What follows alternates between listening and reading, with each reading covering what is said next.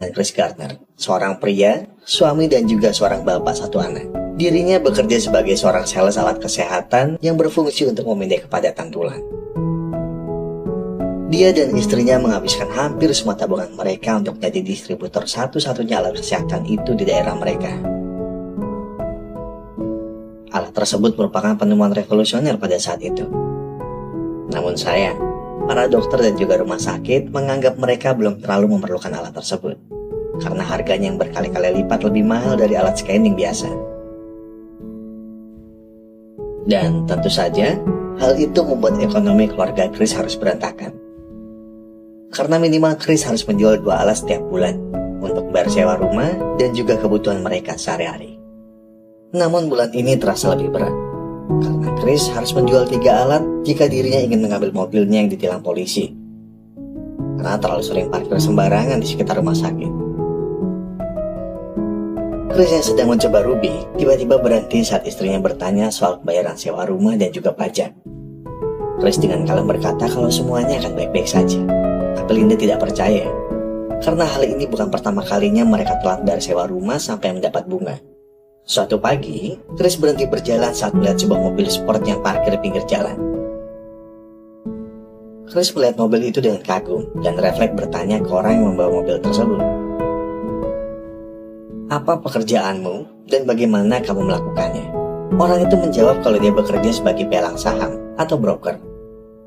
Dan seorang pelang saham hanya butuh orang yang pandai dalam bermain angka dan pandai dalam berinteraksi dengan orang. Pagi harinya, Chris berkata pada istrinya kalau dia ingin menjadi pelang saham. Kalau kenapa tidak jadi astronot saja sekalian?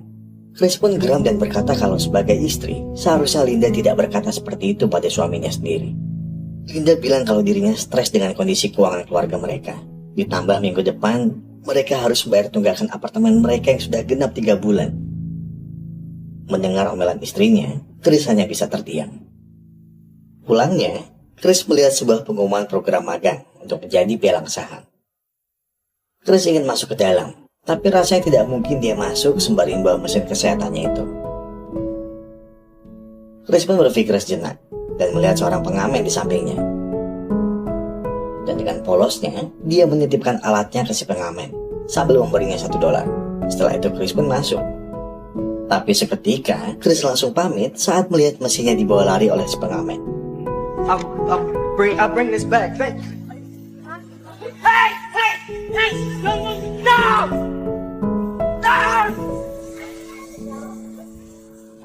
Chris mengejar dengan panik, tapi semuanya sudah terlambat. Si pengamen keburu masuk kereta, sedangkan Chris harus kehilangan alat mahalnya itu. Dengan muka lesu, Chris melihat lagi formulir pendaftaran magang di kantor pialang saham itu. Dan dari 20 orang itu, hanya 1 saja yang dipilih. Chris yang hanya lulusan SMA pun sadar kalau yang dia punya hanyalah semangat untuk bekerja keras. Jadi dia memilih untuk memberikan lamarannya langsung secara pribadi ke seorang pria bernama Jay Witzel. Namun belum beruntung, Chris hanya bisa mengambil formulirnya lagi.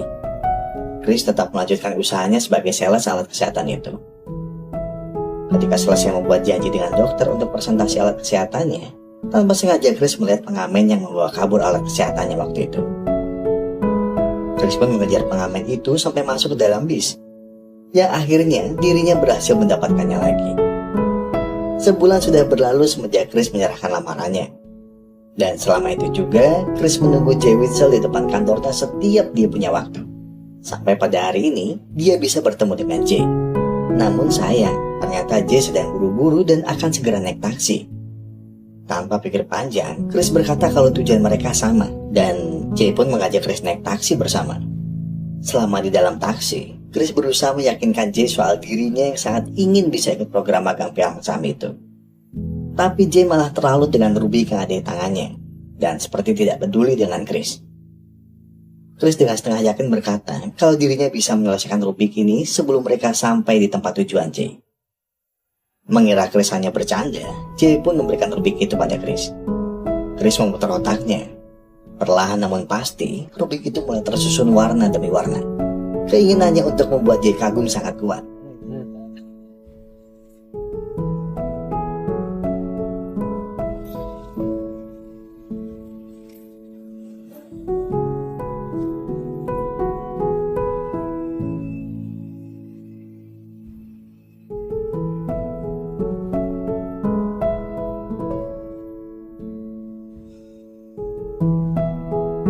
Sampai pada akhirnya, Chris berhasil membuat Jay tertegun setelah berhasil menyelesaikan rubik tersebut tepat saat mereka sampai di tujuannya Jay. Sedangkan Chris tidak punya uang sama sekali untuk membayar taksi. Saat di lampu merah, Chris pun bergegas kabur dan terjadilah kejar-kejaran antara dirinya dengan supir taksi. Beruntung Chris berhasil lolos, tapi tidak dengan mesinnya. Mesin mahal milik Chris itu harus terlepas dari tangannya saat naik kereta. Sepertinya semesta benar-benar tidak berpihak pada Chris. Karena kejadian tadi, Chris menelpon Linda untuk memberitahu kalau dirinya pulang telat dan tidak bisa menjemput anaknya Christopher. Tapi bukannya jawaban, malah keluhan yang dia dapat dari istrinya. Linda bilang kalau dirinya sudah capek dengan keadaan ekonomi keluarga mereka dan memutuskan untuk pergi membawa anaknya.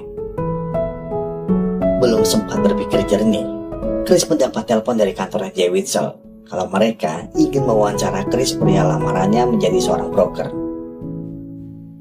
Esok harinya, Chris melabrak Linda. Chris bilang kalau anaknya Christopher harus bersamanya. Linda pun balik membentak Chris. Linda menyalahkan Chris karena sudah menyeret dirinya dan anaknya kepada kemiskinan. Linda juga bilang dirinya sudah tidak bahagia lagi bersama Chris dan tidak kuat untuk menghadapi cobaan ini bersama Chris. Keinginan Chris untuk tinggal bersama anaknya bukan agar dirinya bisa mendapat bantuan dana dari pemerintah untuk single parent. Chris ngotot karena dirinya baru mengetahui ayahnya saat umurnya 28 tahun. Tidak ingin sang anak tumbuh tanpa sosok seorang ayah seperti dirinya, makanya Chris bertekad untuk mengurus anak laki satu-satunya itu. Malam harinya, berharap bisa makan tenang dengan anaknya, Chris justru mendapat tamparan keras kalau dirinya harus pergi dari rumah sewa mereka karena sudah menunggak 3 bulan. Dan esok hari, ada tukang cat ingin mengecat tempat mereka. Chris pun memohon agar diberi waktu lagi. Bahkan Chris bilang kalau dirinya saja yang mengecat daripada menyewa orang lain. Awalnya pemilik rumah sewa bersikeras menyuruh Chris pergi. Tapi saat Chris bilang kalau dia sekarang tinggal hanya dengan anaknya, sang pemilik rumah sewa pun memberinya waktu seminggu. Dan tidak lupa, besok Chris harus mengecat ruangan mereka. Keesokan paginya, selesai Chris mengurus verifikasi penilangannya, dirinya langsung berlari secepat kilat ke kantor pialang saham untuk mengikuti sesi wawancara. Karena sudah tidak punya waktu lagi, Chris pun dengan mantap datang ke sesi wawancara dengan bermodalkan celana jeans, jaket rusak, dan juga wajah yang berantakan. Tentu saja penampilan Chris bukan yang diharapkan oleh Jay dan juga jajaran eksekutif kantor pialang saham itu. Tapi dengan jujur, Chris menceritakan semuanya. Kenapa dia bisa datang ke sesi wawancara dengan pakaian seperti tukang sampah. Dan hal itu membuat seisi ruangan tertawa. Setelah wawancara, Jay pun menghampiri Chris yang akan pulang. Jay bilang kalau dia akan segera menghubungi Chris perihal pekerjaan itu. Tapi Chris bilang kalau tunggu saja kabar dari dirinya. Hal ini jelas membuat Jay bingung. Chris bilang kalau dirinya ragu karena pekerjaan ini tidak akan memberinya gaji selama 6 bulan. Selain itu, ada 20 kandidat yang akan ikut bersaing dengan dirinya. Dan hanya 1 orang saja yang lolos. Malam harinya, Linda pun mengantarkan Christopher kembali kepada Chris. Di saat itu juga, Linda memberitahu Chris kalau dirinya akan pergi ke New York untuk bekerja di tempat temannya. Dan mungkin akan memulai semuanya lagi dari nol. Tell him I love him, okay? I know you'll take care of him, Chris. I know that. Melihat istri yang dia cintai pergi begitu saja, Chris pun memutuskan untuk menelpon sekretaris Jay dan berkata kalau dirinya akan mengikuti program pelatihan saham di tempat Jay. Berbekal keyakinan dan harapan, Chris menggantungkan semua hidupnya di program pelatihan pialang saham itu. Bari dirinya akan terus bertahan dengan apapun yang akan menerpanya. Chris pun memutuskan pindah ke motel dekat rumah mereka yang harga sewanya lebih murah dari rumah mereka sekarang. Setelahnya, Chris pun mengajak anaknya untuk ikut menjual alat medisnya. Dan beruntung, hari itu Chris berhasil menjual salah satu alat. Yang berarti kebutuhan mereka untuk 1 bulan akan aman. Dan sebagai ayah yang sayang anaknya, Chris pun membelikan Christopher 1 buah cemilan coklat. Hari pelatihan Chris pun dimulai. Dia mulai belajar banyak dasar-dasar menjadi pialang saham.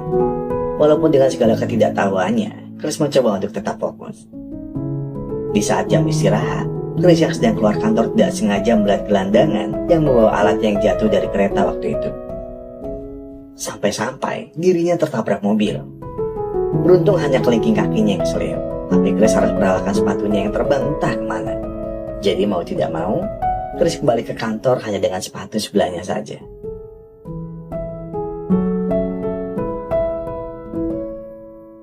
Setiap harinya, Chris harus mencari klien potensial untuk diprospek. Dan bukan hanya Chris, tapi semua kandidat yang ikut pelatihan pelang saham itu berlomba-lomba mengumpulkan klien potensial. Karena yang paling banyak berhasil memprospek klien, itulah yang akan dipilih menjadi pelang saham di sana. Hal ini jelas sangat berat untuk Chris, karena dirinya tidak bisa bekerja sampai larut malam. Karena harus menjemput anaknya dan juga tetap menawarkan produknya. Belum lagi gangguan dari seniornya, yang selalu meminta Chris untuk membuatkan kopi atau sekedar memfotokopi berkas. Karena itulah Chris membuat beberapa cara untuk memaksimalkan waktunya di kantor. Chris tidak pernah menutup gagang telepon setelah selesai berbicara dengan klien. Dia juga mengurangi konsumsi air putihnya, agar dirinya tidak menghabiskan waktu banyak ke kamar kecil. Dan yang mengagetkan, Chris bisa menghemat waktu 8 menit per hari. Walaupun sudah melakukan segala cara untuk memaksimalkan waktu yang dia punya, tetap saja Chris sadar kalau dia tetap akan ketinggalan jauh oleh teman-temannya. Dengan perasaan dikduk, Chris mulai menelpon dan akhirnya diangkat. Setelah berbicara sedikit, akhirnya Chris dapatkan kesempatan untuk ngobrol secara langsung dengan klien potensialnya tersebut. Tapi Chris hanya punya waktu 20 menit, karena sang klien akan pergi menonton pertandingan American Football. Karena perjalanannya sendiri sekitar 10 menit, jadi Chris hanya punya waktu 10 menit untuk menjelaskan produk keuangannya ke sang klien. Namun seperti banyak kantor lainnya, Chris sudah bilang kalau dirinya akan bertemu klien.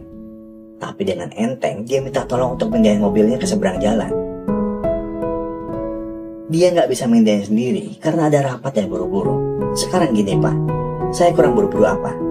Saya udah bilang kalau saya mau ketemu klien, waktunya cuma 20 menit. Sekarang Bapak seenak jidat nyuruh saya mindahin mobil Bapak. Bapak ngerti nggak kalau daerah sini macet? Bapak tahu kan? Iya kan? Esok harinya saat libur kerja, dia dan Christopher pun pergi berkunjung ke rumah kliennya kemarin itu, Pak Walter pun. Tidak lupa membawa mesin penuh harapannya itu. Dia pergi ke sana hanya untuk mengucapkan maaf karena sudah terlambat kemarin dan sudah membuat Pak Walter menunggu. Setelah itu Chris pun izin pamit dengan alasan ingin nonton pertandingan American Football. Namun Pak Walter bilang kalau kenapa mereka tidak berangkat bareng aja. Jelas saja Christopher kegirangan. Chris yang melihat anaknya senang pun akhirnya mengiyakan tawaran Pak Walter. Singkat cerita, Chris gagal untuk meyakinkan Pak Walter membeli produknya. Namun Pak Walter sangat menghargai kegigihan Chris dalam mendekatinya. Pak Walter bilang kalau dia senang dengan Chris, tapi masih belum bisa mempercayainya karena tahu kalau Chris hanya orang magang. Namun Chris tidak pulang dengan tangan kosong.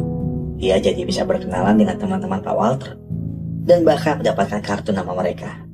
Setelahnya, kehidupan Chris berjalan normal.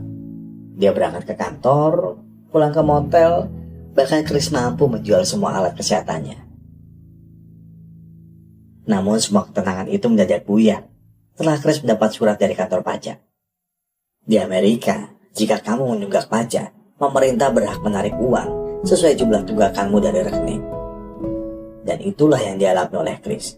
Semua uang yang dia kumpulkan untuk bertahan hidup hanya tersisa kurang dari $20. Chris bangkrutnya.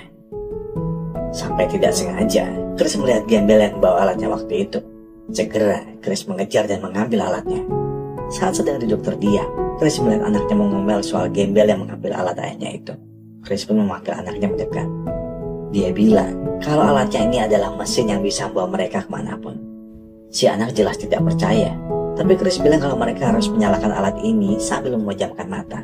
Dan tiba-tiba, Chris dan sang anak melihat dinosaurus. What is it? You see him? Yeah. Watch out! Watch Whoa! out! Oh my goodness! A T-Rex! That's a T. Just stop. We gotta find a cave. Come on. Get it. Hurry.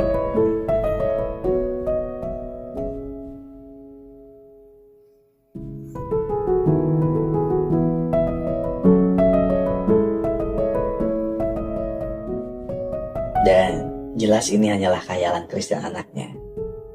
Ini semua dia lakukan karena Chris tidak mau bilang kalau mereka sudah tidak punya tempat tinggal dan harus tidur bermalam di WC. Dengan berpura-pura dikejar oleh T-Rex, Chris dan anaknya masuk ke WC yang mereka anggap goa. Mereka pun bermain sampai Christopher ketiduran. Beralaskan tisu toilet, Chris membaringkan anaknya, menahan kakinya di pintu, dan juga menutup kuping anaknya agar sang anak tidak mendengar suara gedoran dari orang yang marah karena tidak masuk ke dalam WC. Sadar mereka tidak bisa tidur di toilet tiap malamnya, Chris pun memohon untuk tinggal di penampungan gelandangan. Akhirnya Chris diberitahu kalau ada tempat penampungan gelandangan lainnya, tapi mereka harus cepat karena tempatnya terbatas. Dengan penuh harapan, Chris pun pergi ke sana dan mulai mengantri bersama para gelandangan lainnya. Beruntung, Chris bisa mendapatkan tempat dan makan malam. Di saat itu pun, Chris masih memanfaatkan waktunya untuk belajar dengan keras dan juga memperbaiki alatnya agar bisa dijual lagi. Hari ujian tiba, dan dengan yakin Chris pun mengerjakan semua soalnya. Chris yang hari itu bisa pulang cepat, tidak sengaja bertemu dengan Pak Martin, salah satu eksekutif di kantor tempat Chris magang.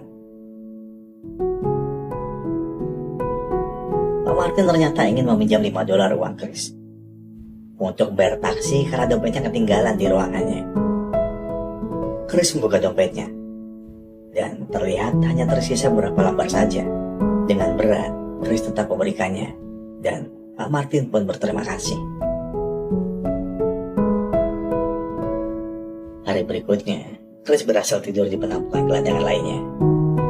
Malam itu, anaknya tiba-tiba bertanya, Did Mom leave because of me?